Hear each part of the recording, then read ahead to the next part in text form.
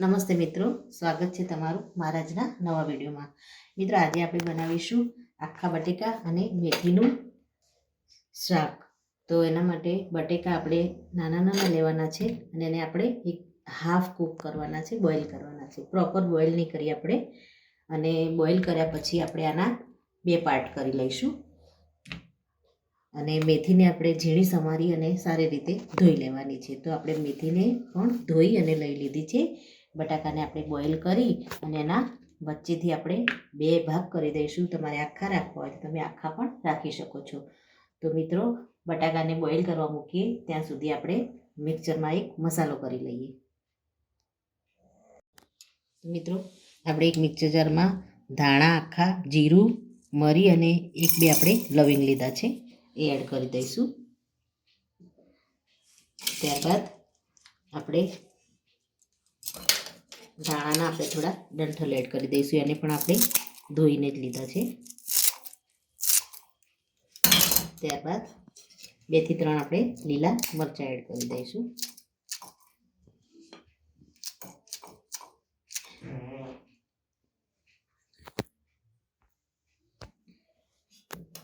મિત્રો, આપણે મરચાં કટિંગ કરી લીધા છે.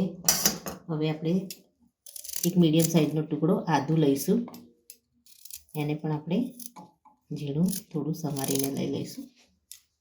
ત્યારબાદ આપણે એમાં એક મીડિયમ સાઇઝની ડુંગળી લઈશું. આપણે 2 થી 3 આપણે કાજુ લઈ લઈશું. અને આપણે થોડા એક મીડિયમ સાઇઝનું ટામેટું લઈ લઈશું. એમાં આપણે થોડી હળદર એડ કરી દઈશું. મીઠું આપણે થોડું એડ કરીશું. અને ધાણા જીરું આપણે થોડા એડ કરી દઈશું. થોડું આપણે મરચું એડ કરીશું. હવે આને આપણે મિક્સીમાં સારી રીતે પીસી લઈશું.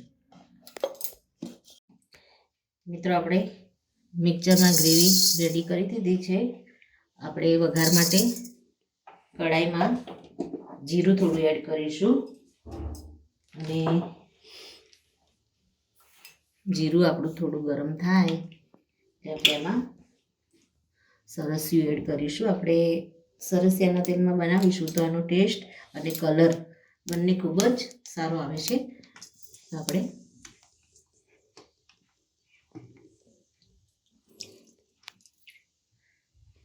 સરસિયાને આપણે થોડું ઉકળવા દઈશું.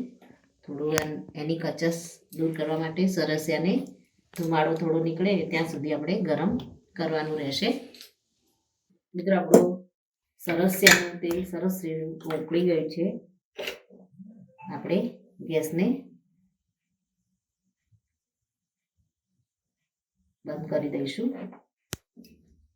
હવે આપણે આમાં વઘાર એડ કરીશું. સૌ પહેલાં આપણે જે પેસ્ટ રેડી કરી છે એને આપણે આમાં એડ કરી દઈશું.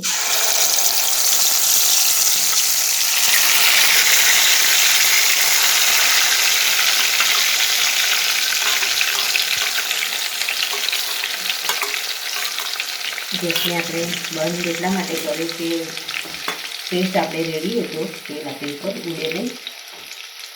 હવે આપણે ગેસને ચાલુ કરી દઈશું. આપણે થોડી હિંગ એડ કરી દઈશું. લીલું લસણ આપણે એડ કરી દઈશું.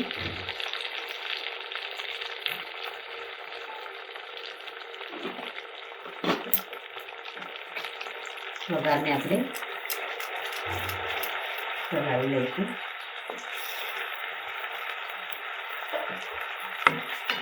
હવે આપણે આમાં મેથીને જે ધોઈને રાખી છે મેથી આપણે આની અંદર એડ કરી દઈશું.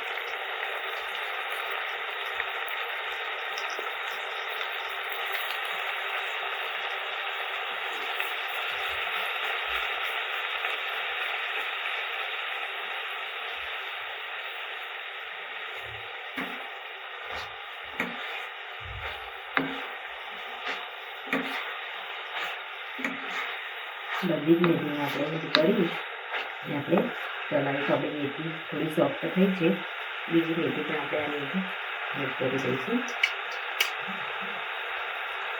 મેથી ભાજી તરત જ વરાળમાં સરસ એવી સોફ્ટ થઈ જાય છે. તો આપણે સારી રીતે ધોઈને એમાં પાણી વધારે રહેવા દીધું નથી. આપણે જાળીવાળા વાસણમાં જ ફેરીને લીધી છે.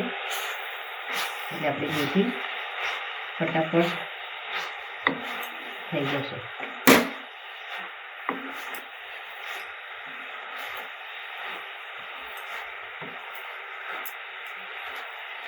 મિત્રો હવે આપણે આની અંદર મસાલા કરીશું.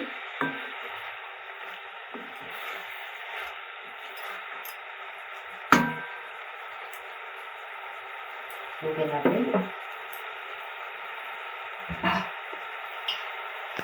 થોડી હળદર એડ કરીશું. આપણે હળદર જ્યારે પેસ્ટ બનાવી ત્યારે એમાં પણ એડ કરી હતી અને મીઠું પણ એડ કર્યું હતું. તો મીઠું આપણે ટેસ્ટ મુજબ લઈશું. આપણે મરચું એડ કરી દઈશું. આપણે મીડિયમ તીખું મરચું છે. નાનું જીરું લઈશું. થોડું આપણે મીઠું એડ કરીશું, મેથીના દાણા અને આપણે સારી રીતે હલાવી લઈશું.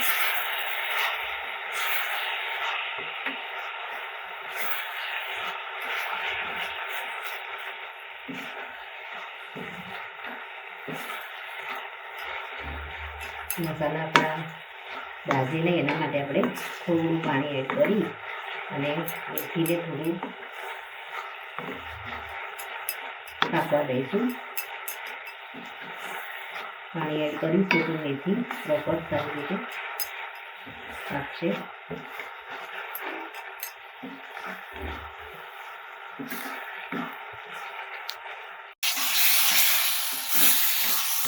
મિત્રો આપણે બટેકા જે બોઇલ કરીને રાખ્યા છે એને આપણે એડ કરીશું. બટેકાને આપણે 50% જેટલા જ કૂક કર્યા છે. એટલે આસાનીથી કટિંગ થઈ જાય છે અને બટેકા આપણા આની અંદર બળશે નહીં એ રીતના આપણે કૂક કર્યા છે. શાકને આપણે બરાબર સારી રીતે મિક્સ કરી દઈશું.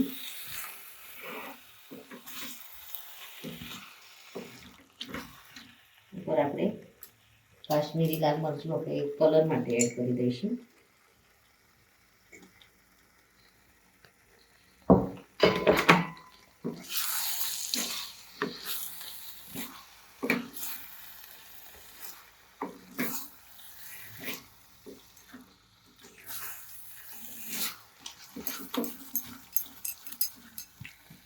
હવે આપણે થોડું પાણી એડ કરી દઈશું એમાં,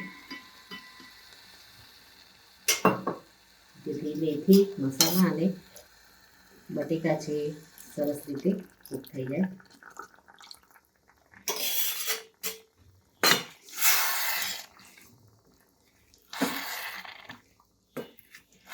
મિત્રો તમારે થિકનેસ જે રીતની રાખવી હોય એ રીતનું તમારે પાણી એડ કરવાનું. આપણે થોડું શાકને લચકા પડતું જ બનાવીશું, એકદમ સાવ પૂરું નહીં કરીએ.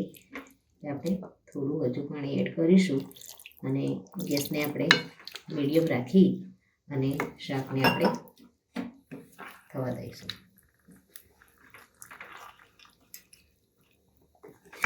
હવે આપણે ઢાંકી અને શાકને સારી રીતે મિત્રો આપણે હવે શાકને ચેક કરી લઈશું.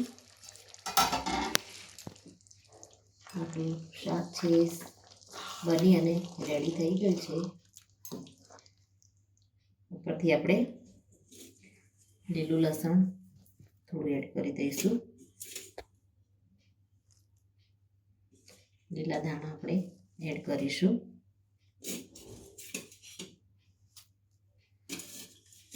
ને લીલી ડુંગળી આપણે થોડી ઉપર એડ કરી દઈશું.